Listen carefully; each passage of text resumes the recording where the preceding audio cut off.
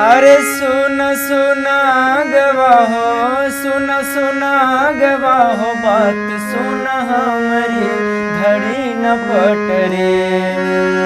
सुन सुना गवाहो, सुन सुना गवाहो, बात सुन हमारी धड़ी न पटरे। बउआ के हो गइल नौकरी धड़ी न पटरे, बउआ के हो गइल नौकरी धड़ी न पटरे। सुन सुना गवाहो, सुन सुना गवाहो, बात सुन हमारी धड़ी न पटरे। बउआ के हो गइल नौकरी धड़ी न पटरे, बउआ के हो गइल नौकरी धड़ी न पटरे।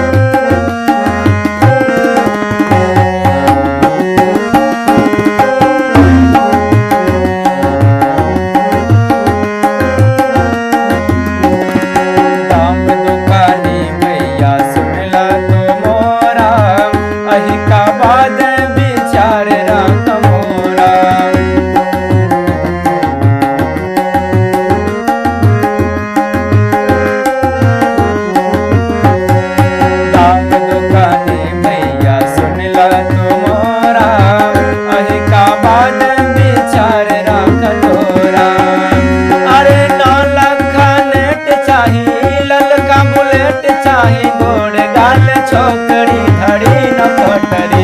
बबुआ के हो गइल नौकरी धड़ी न पटरे, बबुआ के हो गइल नौकरी धड़ी न पटरे।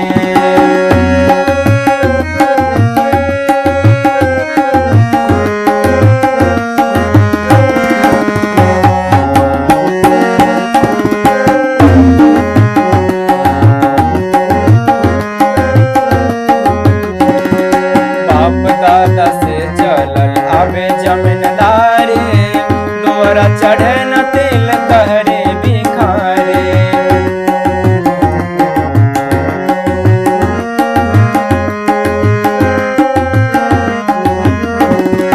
बाप दादा से चलल आवे जमींदारी, दोर चढ़े न तिल कहरे भिखारे। अरे इज्जत समान चाहे समान होवे भाई बेरादरी धड़ी न पटरे।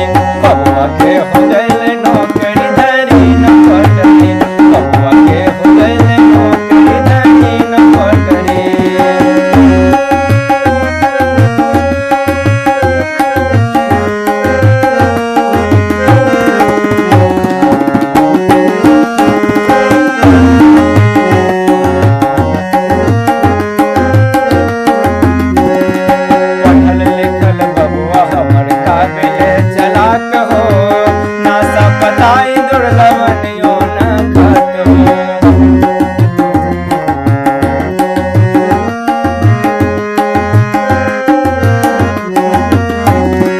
पढ़ल लिखल बबुआ हमर काबिल चलाक हो, नासा बताई दुर्लभनियो न खात हो।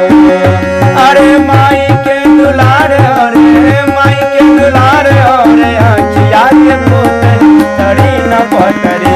बबुआ के हो गइल नौकरी धड़ी न पटरे, बबुआ के हो गइल नौकरी धड़ी न पटरे। सुन सुना गवाहो, सुन सुना गवाहो, बात सुन हमारी धड़ी न पटरे। बबुआ के हो गइल